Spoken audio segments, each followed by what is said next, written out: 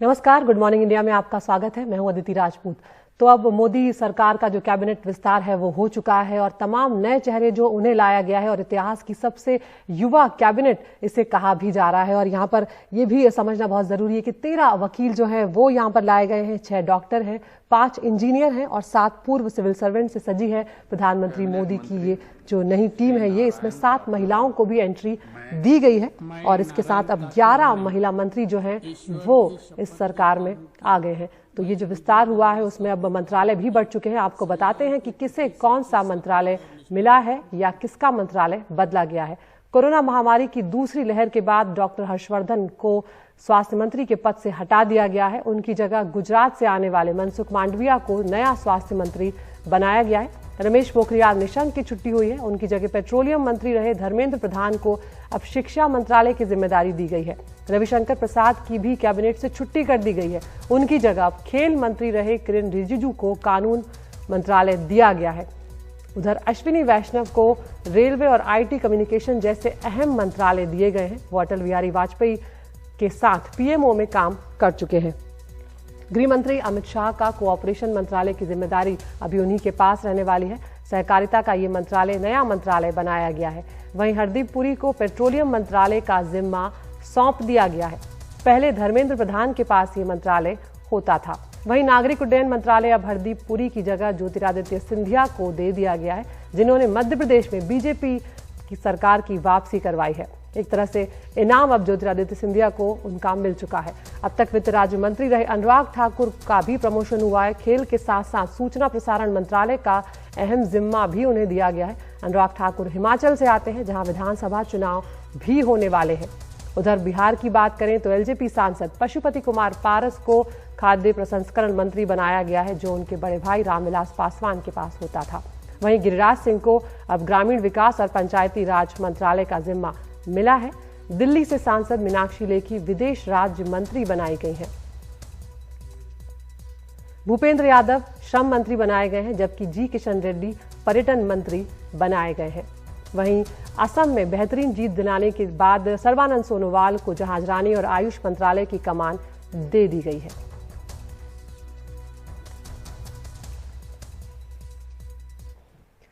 तो मोदी सरकार की कैबिनेट में ये बड़ा फेरबदल हुआ है और जो तमाम मंत्री आलोचना झेल रहे थे, जिनके कामकाज को लेकर सवाल भी उठ रहे थे, उन पर गाज गिर गई है। डॉक्टर हर्षवर्धन, रविशंकर प्रसाद और प्रकाश जावड़ेकर जैसे बड़े नामों की छुट्टी कर दी गई है, जिसने सबको चौंका दिया। जबकि कई कम जाने पहचाने चेहरों को भी कैबिनेट में एंट्री दी गई है। आगामी चुनाव को भी इस जो फेरबदल हुआ है या जो विस्तार हुआ है उसका ध्यान रखा गया है।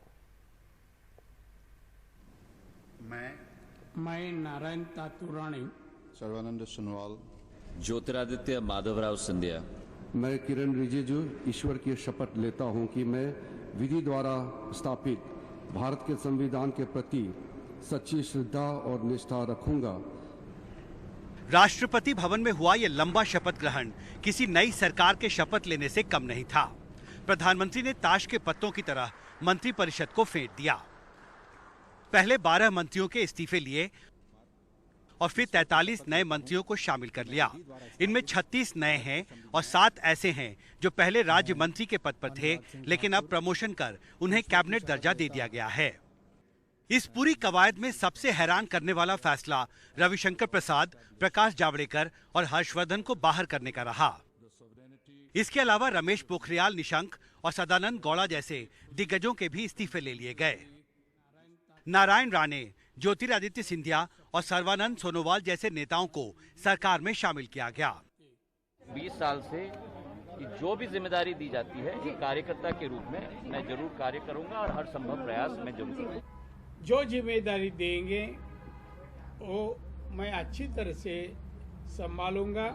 इस क्षेत्र की जनता, देश की जनता जिसने हम पे विश्वास किया है, पूर्ण निष्ठा के साथ, पूरी ईमानदारी के साथ जो भी सेवा हो पाएगी वो की जाएगी।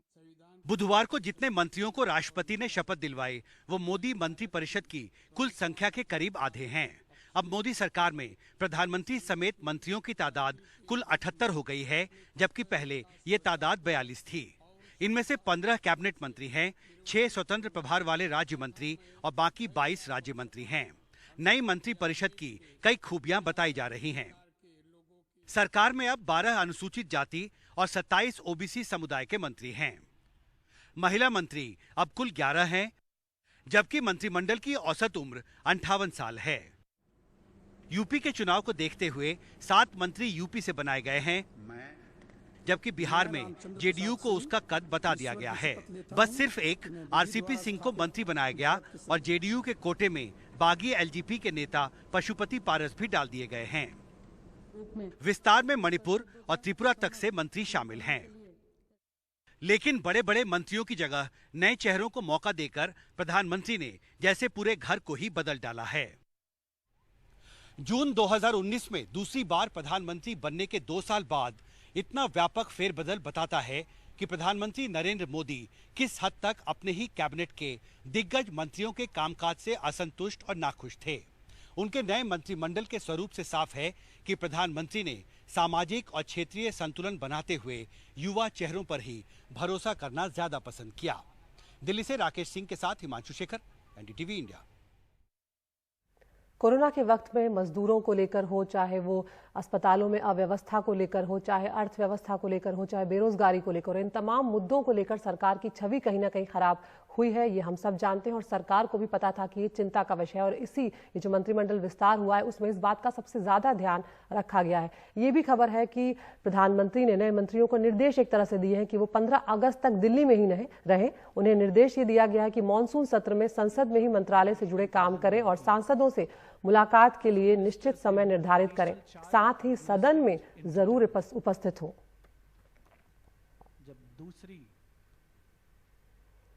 और केंद्रीय मंत्रिमंडल विस्तार में यूपी के मंत्रियों को देखकर साफ है कि 2022 के विधानसभा चुनाव में बीजेपी की नजर पिछड़े और दलित वोटों पर है। यूपी से 7 मंत्री बने हैं, जिनमें से 4 पिछड़ी जाति और 2 अनुसूचित जाति के हैं।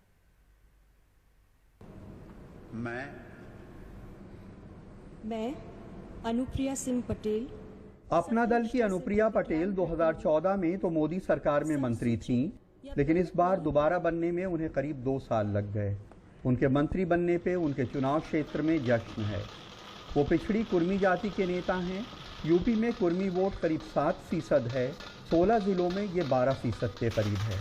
इनमें मिर्जापुर, सोनभद्र, प्रतापगढ़, प्रयागराज, कौशाम्बी, फतेहपुर, बरेली, सीतापुर, बाराबंकी, बहराइच, श्रावस्ती, उन्नाव, जालौन, सिद्धार्थनगर और बस्ती जिले शामिल हैं। पीएम मोदी के चुनाव क्षेत्र वाराणसी में भी काफी कुर्मी वोट है। आज पिछड़ी जाति के जो 4 मंत्री बने हैं उनमें 3 कुर्मी हैं। 3 ऐसे चेहरे हैं जो कुर्मी समुदाय से आते हैं। अनुप्रिया पटेल हैं। अनुप्रिया पटेल को लाकर के अपनी स्थिति पूरी उत्तर प्रदेश में मजबूत करने की कोशिश की है। और जो बघेल हैं, यशवी सिंह बघेल, उनको ला करके जो पश्चिमी उत्तर प्रदेश, आगरा, जो पूरी इटावा मुलायम बेल्ट जिसे कहते हैं, वहां पर बघेल समुदाय के लोग या उससे जुड़ी अन्य जो जातियां हैं वो लोग बड़े पैमाने पर रहते हैं। अगले साल शुरू में यूपी में विधानसभा चुनाव है। इस मंत्री परिषद विस्तार में उन जातियों को महत्व दिया गया है जिन पे चुनाव में बीजेपी की नजर होगी। यूपी से बनने वाले 7 मंत्रियों में अजय मिश्रा ब्राह्मण, अनुप्रिया पटेल कुर्मी, बीएल वर्मा कुर्मी, पंकज चौधरी कुर्मी, एसपी बघेल गरेडिया, भानु प्रताप वर्मा कोरी और कौशल किशोर पासी हैं। कौशल किशोर लखनऊ की मोहनलालगंज सीट से एमपी हैं। वो अनुसूचित जाति में पासी समाज से आते हैं। पासियों का एक हिस्सा पहले से बीजेपी के साथ रहा है। उन्हें ये भी शिकायत रहती है कि मायावती की सरकार में जाटों को ज्यादा और पासियों को कम अहमियत मिलती है। लगभग 3 दर्जन ऐसे जिले हैं जब बड़े पैमाने पर पासी वोट है। भानु प्रताप वर्मा कोरी समाज से आते हैं। पूरा बुंदेलखंड, इटावा, कानपुर देहात, मैनपुरी, आगरा, यहाँ बड़े पैमाने पर कोरी समाज के लोग फैले हुए हैं।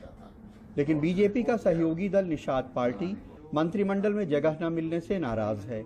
यूपी में 27 जिलों से होकर गंगा बहती है। उसके किनारे निषादों की बड़ी आबादी है। निषाद पार्टी के संजय निषाद सपा के टिकट से गोरखपुर लोकसभा उपचुनाव में बीजेपी को हरा भी चुके हैं। अगर अनुप्रिया पटेल जी को जगह मिल सकती है तो 160 सीट प्रभावित करने वाले जो है निषाद बाउल है, सीटें हैं और उनको देखते हुए मंत्रिमंडल में जगह देना उन्हें चाहिए। रही बात, ये सब बातें अवगत करा चुका हूँ नड्डा साहब और निशा जी से, कि भाई निषाद वैसे ही धीरे धीरे कट रहा है आपसे, तो अगर जगह देते हैं तो शायद निषाद फिर से पुनः आपसे जुड़ने के लिए तैयार हो जाए।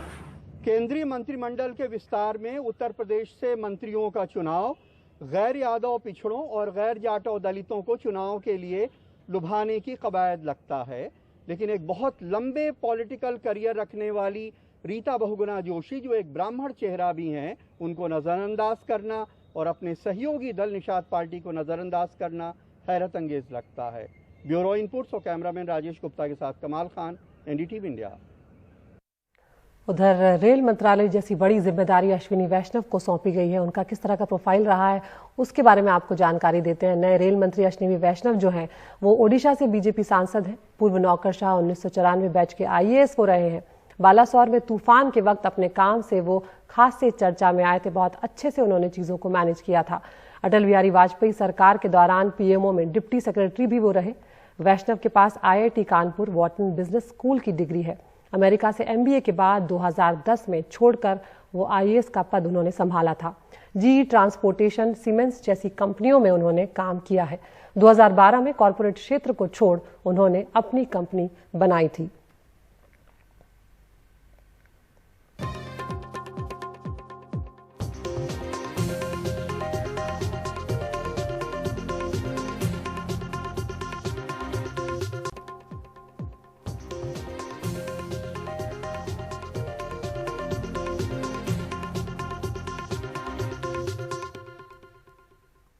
तो नए मंत्रालय सौंपे गए हैं, नए मंत्री भी आए हैं क्या, लेकिन पेट्रोल और डीजल की कीमतों पर कोई लगाम लग पाएगी, इसका जवाब अभी तक किसी के पास नहीं है, क्योंकि कीमतें एक बार फिर बढ़ गई हैं। आज एक बार फिर से पेट्रोल के दाम जो है वो 35 पैसे बढ़े हैं, जबकि डीजल में 9 पैसे की बढ़ोतरी हुई है। बढ़ती कीमतों के साथ ही कई शहरों में पेट्रोल 100 रुपए प्रति लीटर के पार जा चुका है, तो वहीं डीजल की कीमतें भी आसमान छू रही हैं। दिल्ली में कल ही पेट्रोल शतक लगा चुका है। पिछले 38 दिनों में पेट्रोल 10 रुपए से ज्यादा महंगा हो चुका है, वहीं डीजल 36 दिनों में 8 रुपए से ज्यादा महंगा हो चुका है।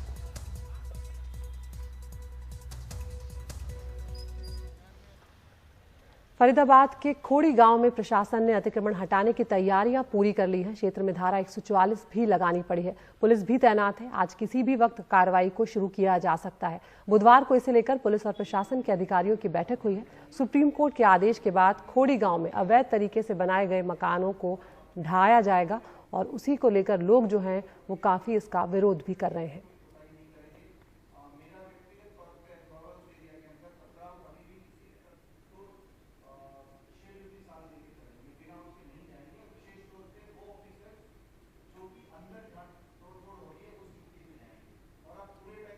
देश भर के 41 ऑर्डिनेंस फैक्ट्री बोर्ड में काम करने वाले 74,000 कर्मचारी आज काला दिवस मना रहे हैं। ये कर्मचारी बोर्ड के निगमीकरण के केंद्र सरकार के फैसले का काले झंडों के साथ विरोध कर रहे हैं। कर्मचारियों के काला दिवस को देश भर की ट्रेड यूनियनों ने समर्थन भी दिया है। रेलवे से लेकर केंद्रीय कर्मचारियों के संगठन ने इसको अपना साथ दिया है। कर्मचारी काले बैज के साथ फैक्ट्री में काम कर रहे हैं। इससे पहले सरकार ने अध्यादेश जारी कर कर्मचारियों की हड़ताल पर रोक लगा दी है।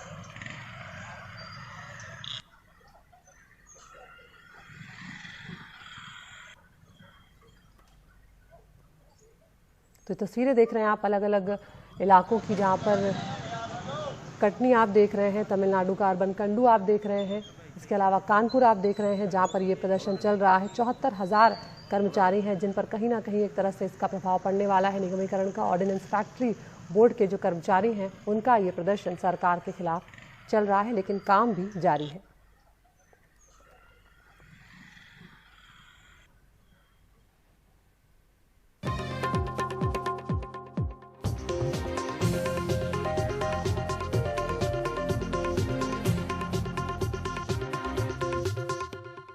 और अब गुड मॉर्निंग इंडिया में वक्त हो गया है टॉप न्यूज का। एनडीटीवी इंडिया आप यूट्यूब पर भी देख सकते हैं। रोज हम आपको 5 खबरें दिखाते हैं, आप चुन सकते हैं अपनी पसंद की खबर। तो आज पहली खबर है, मोदी कैबिनेट में महा फेरबदल हुआ है। 43 नए मंत्री बनाए गए हैं जिसमें 11 महिलाएं हैं। दूसरी खबर है, अश्विनी वैष्णव जो कि नए रेल मंत्री बनाए गए हैं। IIT ग्रेजुएट वो रहे हैं, IAS भी रहे हैं और उसके बाद अब रेल मंत्री का जिम्मा वो संभालने जा रहे हैं। तीसरी खबर JDU से है। सिर्फ एक मंत्री के साथ JDU ने क्या सरेंडर कर दिया है, क्योंकि इसी एक मंत्री के पद को लेकर ही वो NDA से अलग हुई थी पहले। यूपी से 7 नए मंत्री बनाए गए हैं, ये तीसरी खबर है। विधानसभा चुनाव पर मोदी सरकार का पूरा फोकस अब नजर आ रहा है। और अगली खबर जो है वो है महंगाई को लेकर, जिसने एक और झटका दिया है। अब जो तेल है, जो पेट्रोल डीजल है, उसके बाद सीएनजी और पीएनजी गैस जो है वो भी महंगे हो गए हैं। तो इन खबरों में से वो कौन सी खबर है जो आप देखना चाहते हैं, हमारे यूट्यूब चैनल पर जाकर इस पोल में हिस्सा लें, अपनी पसंद की खबर चुनें। हम उसके हर पहलू को आपको विस्तार से दिखाएंगे। गुड मॉर्निंग इंडिया में इतना ही। नमस्कार।